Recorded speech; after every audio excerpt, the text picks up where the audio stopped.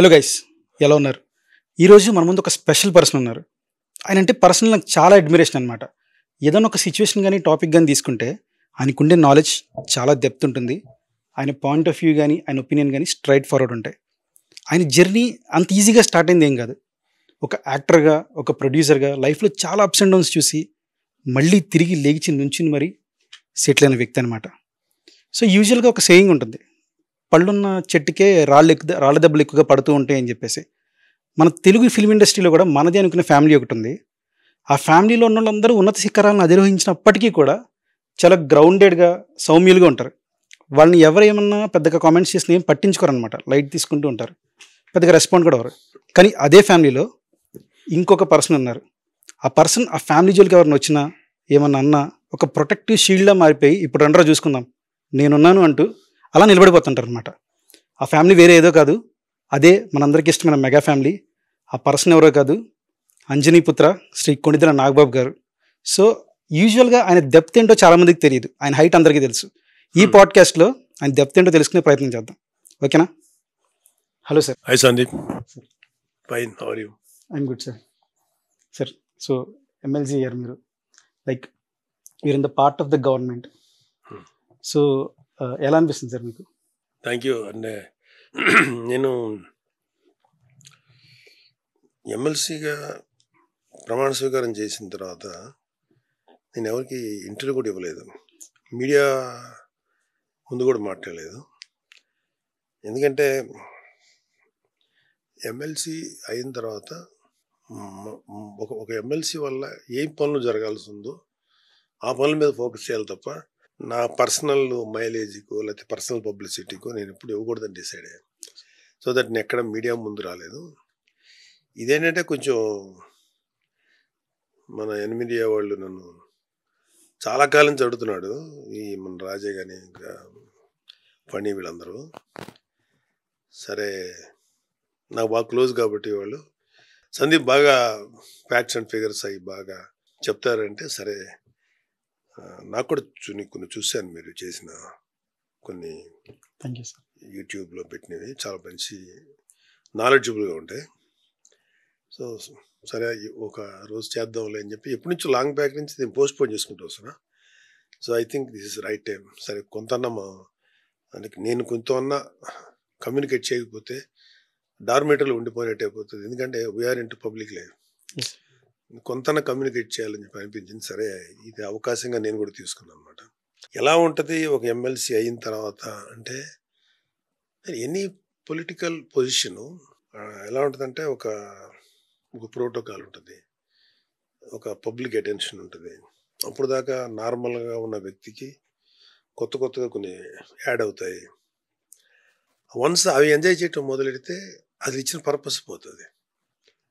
నాకు ప్రోటోకాల్ ఉంటుంది, నేను వెళ్తే కొంత అటెన్షన్ ఉంటుంది, ఇంక్లూడింగ్ ఎంత పొజిషన్లో ఉన్న ప్రభుత్వ అధినేతనైనా, అంటే చంద్రబాబు నాయుడు గారి కాడి నుంచి పవన్ కళ్యాణ్ గారు, అది ఎనీ అదర్ మినిస్టరు, ఎవరినైనా కలవడానికి నాకు డైరెక్ట్ యాక్సెస్ ఉంటుంది, just with few hours notice ఉంది. సో ఇలాంటివన్నీ ఎవరికి ఉపయోగించాలి? అగైన్ పబ్లిక్ ఉపయోగించాలి.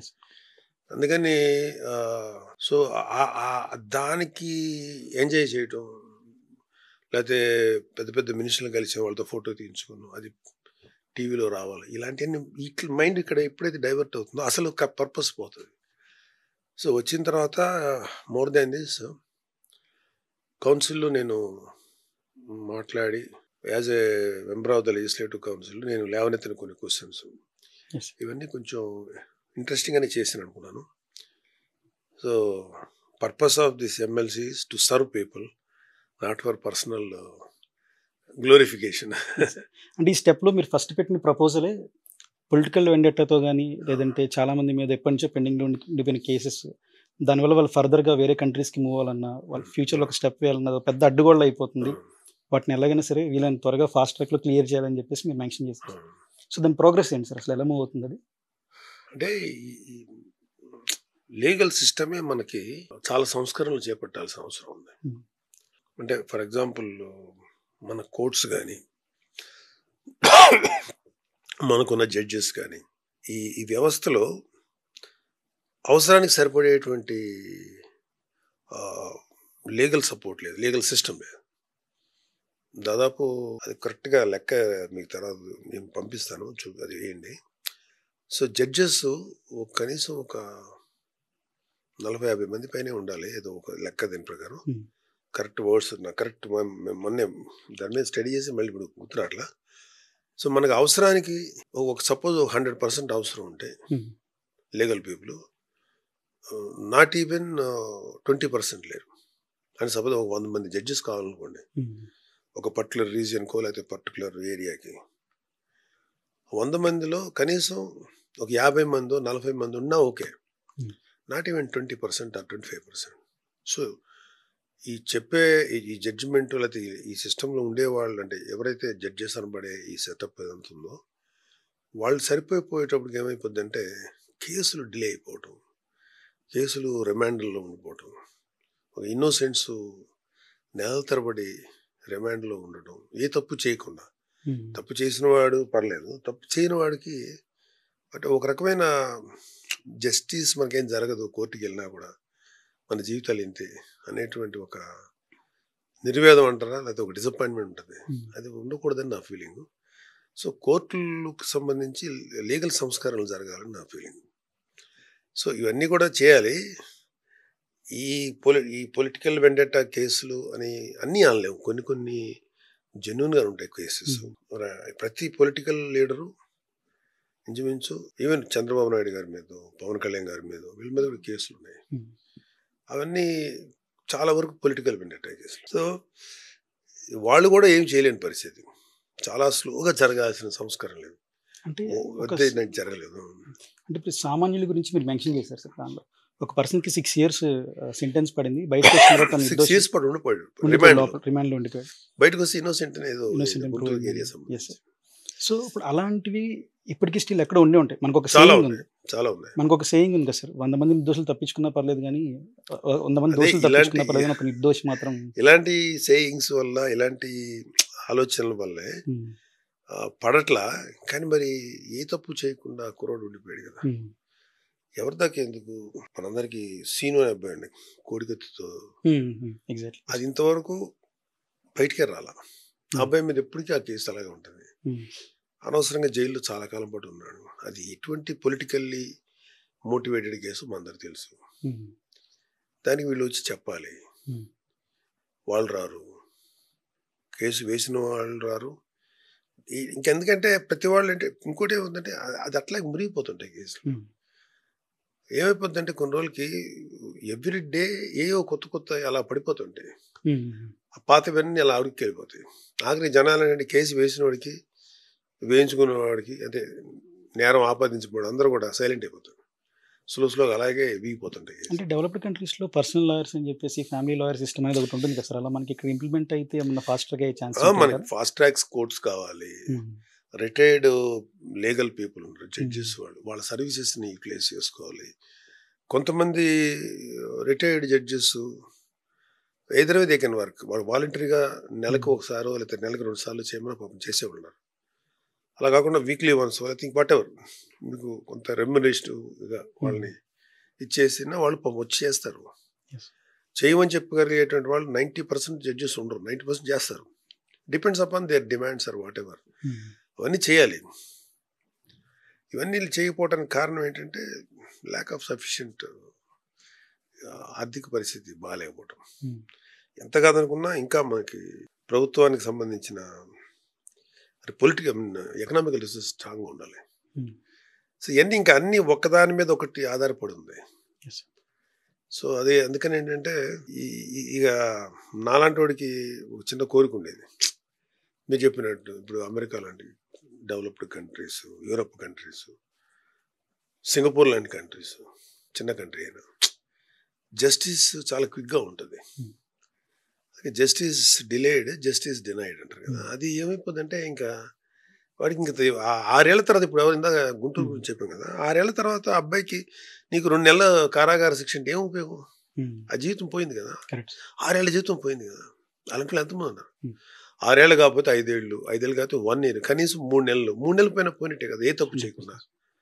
నాకు తెలిసిన 2-3 కేసులు నాకు క్లోజ్గా ఉండే కొంతమంది మనుషులు 2 నెలలు 3 నెలలు ఉండి ఏమీ అవ్వకుండా బయటకు వచ్చారు. Of course even though bail మీద దాని వచ్చారు. పోస్ట్ ఎఫెక్ట్స్ చాలా ఇయర్స్ పాటు వాళ్ళ ఫ్యామిలీ మీద ఉంటాయి కదా సార్. డెఫినెట్గా మనకేంటంటే అలా అతను వాళ్ళ మనిషి జైల్లో ఉన్నాడు అని ఒక సైకలాజికల్ మన ఈ సమాజం వాళ్ళ పట్ల ఒక చిన్న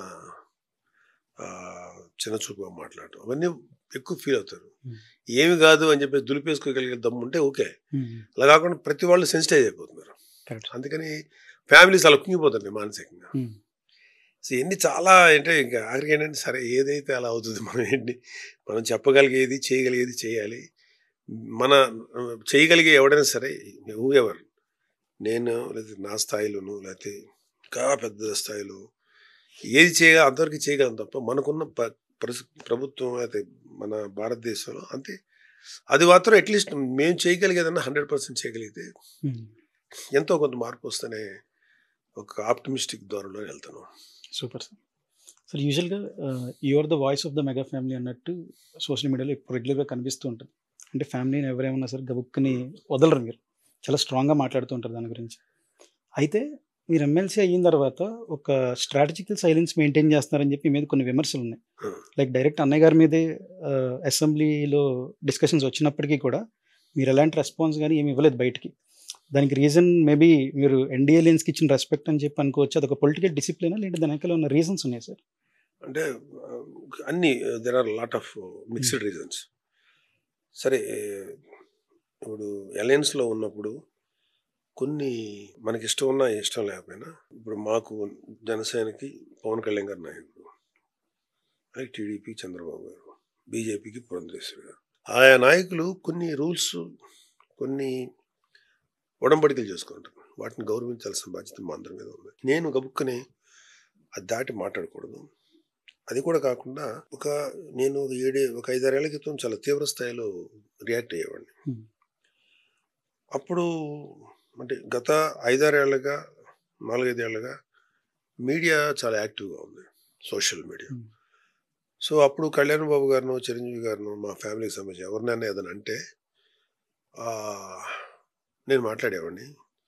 కానీ ఇవాళ సోషల్ మీడియాని ఎలా వాడుకోవాలో తెలిసిన తర్వాత ఆయనకున్న ఫ్యాన్ బేస్ కానీ, అది ఆయన లవ్ చేసే అభిమానులు కానీ, అటు పవన్ కళ్యాణ్ గారు, వీళ్ళకి పబ్లిక్ సపోర్ట్ బాగుంది.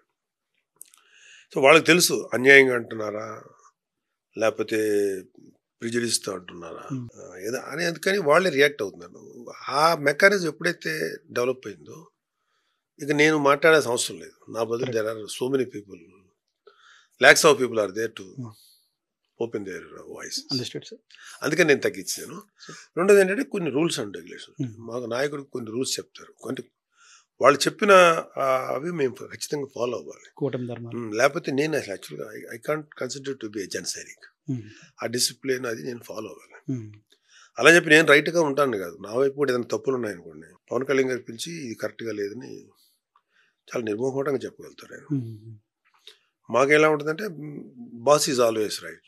సో నాయకుడు ఆయనకి నేను ఈ లెవెల్లో చూడగలిగితే ఆయన బర్డ్ ఐవ్లో చూడగలను. సో ఆయన ఏం చెప్తున్నా సరే దానికి ఒక పర్పస్ ఉంటుందని దాని ఆర్గ్యుమెంట్ కూడా ఇచ్చాము, ఓకే అనేస్తాను, దాన్ని బట్టి ఫాలో అయిపోతాను. Super sir. సార్ ఇప్పుడు ప్రజారాజ్యం టైం నుంచి పాలిటిక్స్కి చాలా దగ్గరగా ఉన్నారు. సో ఊరికే వచ్చారు పాలిటిక్స్లోకి, ఏదో ఒక తపన ఆకాంక్ష ఉంటుంది, ఇవి సరిగా లేవు, వీటిని మనం వెళ్తే ఏమైనా సరి చేయగలమేమో, మన వంతు ప్రయత్నం మనం ఏమైనా చేయగలమేమో అని చెప్పేసి అప్పటి నుంచి స్టిల్ ఇప్పటికీ అలాగే ఉండిపోయిన సిస్టమ్ తాలూకు ఫ్లాస్ ఏమైనా ఉన్నాయా సార్?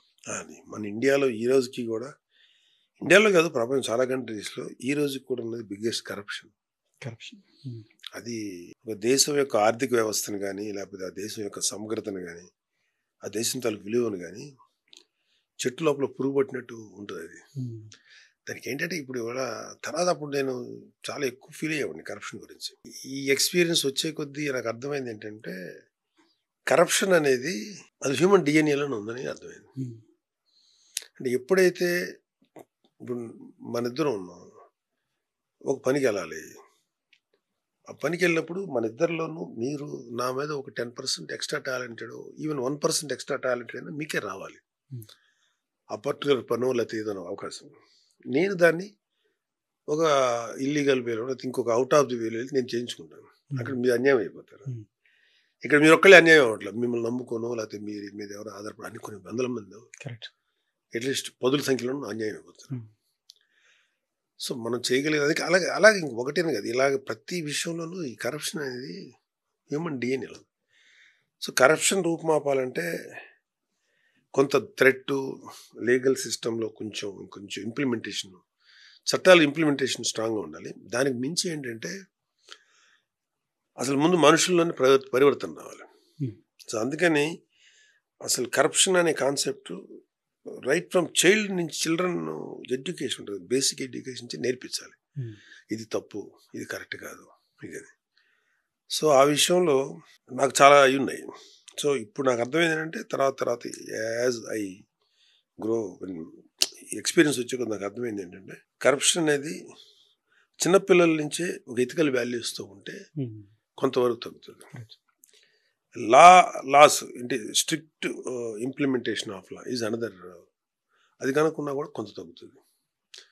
నాకేమనిపిస్తుంది అంటే దేశంలో కరప్షను తీసుకునేవాడి సంగతి మాట్లాడుతున్నాయి. ఎవరు వాచెస్ ఈ కరప్షన్కి సంబంధించిన మీరు చేసే కరప్షన్లో ఒక 50% కాదు 25% తగ్గించిన ఈ దేశం తాలూకు ఎకానమీయే మారిపోతుంది. అంత ఇది ఉంటుంది. అంటే రూట్స్ నుంచి ఉన్నారు కదా సార్. అంటే ముందు అసలు ఇలా కరప్షన్ చేసేవాడు అట్లీస్ట్ ఫోన్లే కొంచెం తగ్గించుకుందాం అనుకున్నా కూడా చాలా దేశం బాగుపడుతుంది. వాళ్ళు ఎట్లా ఉంటుంది అంటే ఇప్పుడు ఫర్ ఎగ్జాంపుల్ ఈ ఒకడు ఉంటాడు, సపోజ్ లెట్ అజ్యూమ్ నేను దాంట్లో ఉన్నాను కాబట్టి సిస్టమ్ చెప్తాను. ఇప్పుడు సార్ నేనే ఉన్నాను ఒక ఎమ్మెల్సీ, దీంట్లో నాకు మీరు ఒక బిజినెస్ మ్యాన్, ఒక కొంతమంది అంటే నేను అందరిని అనలేను కానీ కొంతమందికి కొన్ని అవగాహనలు ఉంటాయి, కొన్ని అండర్స్టాండింగ్ వెళ్ళిపోతూ ఉంటాయి. ఒక వ్యాపారస్తుడు కూడా వాట్ ఎవర్ సంబంధించి ఏదన్నా సరే ఇది మనకు పని సజావు జరగాలంటే కొన్ని జరగాలని అవి మ్యాండేటరీ వెళ్ళిపోతుంటాయి. అది యాక్చువల్ కరెక్ట్ కాదు. కానీ ఎంతకాలం సిస్టంలో మార్పు వచ్చేటప్పటికి అన్నీ ఆగిపోతాయి కదా, అందుకని ఏదో మేనేజ్ అయిపోతుంటారు. దానివల్ల ఏమవుతుందంటే అది ఫస్ట్ ఎలా వస్తుందంటే ఇప్పుడు ఒక పని జరుగుతుంది, ఇంకా అనుకున్న వాట్ ఎవర్ సిస్టంలో వెళ్ళాల్సినవి జరుగుతుంటాయి. అయినా పర్లేదు కొన్నిసార్లు పనులు జరిగిపోతుంటాయి. డెవలప్మెంట్ యాక్టివిటీస్ మానం అంటే 100 రూపాయలు ఒక పని ఖర్చు పెట్టాల్సిన చోట ఒక 50 రూపాయలు ఖర్చు అవుతుంటే 50 రూపాయలు మీరు నేను కట్టిన ట్యాక్స్లు పోతాయి. సో 100 రూపాయలు ఖర్చు పెట్టాల్సిన చోట సరే 70 రూపీస్కి వచ్చినా పర్లా. సో అలా జరుగుతుంది అనుకోండి, ఆ 30% ఏదో జరుగుతుంది. ఇప్పుడు ఒకడు వస్తాడు కొత్తగా రాజకీయాల్లోకి, లేకపోతే ఆల్రెడీ సీనియర్, అన్నీ బాగా జరుగుతున్నాయి కదా, ఏంటి మనకేంటి మనీ చేస్తాడు కదా అన్ని రకాలుగా. అంటే I'm talking about correct person, ఆలోచన విధానం దానిలో బాగుంటాం ఏంటి, రావాల్సింది రావలేదు కదా, పర్లేదండి అది అలా కాదు, వాడికి ఎక్కువ వెళ్తుంది, వాడిని పిలిపించండి అని చెప్పి అన్ని సజావుగా అనుకున్న ఈవెన్ దో ఫ్లాస్తో అయినా సరే సజావుగా జరిగేదని కూడా ఆప్ చేసి, లేదమ్మా నాకు కొంచెం ఎక్స్ట్రా కావాలి దగ్గర నుంచి, అక్కడితో కుంటి పడిపోతుంది. అట్లీస్ట్ నత్తనడక నడిచేదో కుంటి నడకతో నడిచేదన్నా ప్రాపర్ కాలు మీద కొట్టేస్తారు. అలాంటి మనుషులు ఉన్నారు. ఇది పొలిటికల్ సిస్టంలో ఉన్నారు, అటు ఈ ఎగ్జిక్యూటివ్ పవర్స్లో ఉండేవాళ్ళు ఉన్నారు.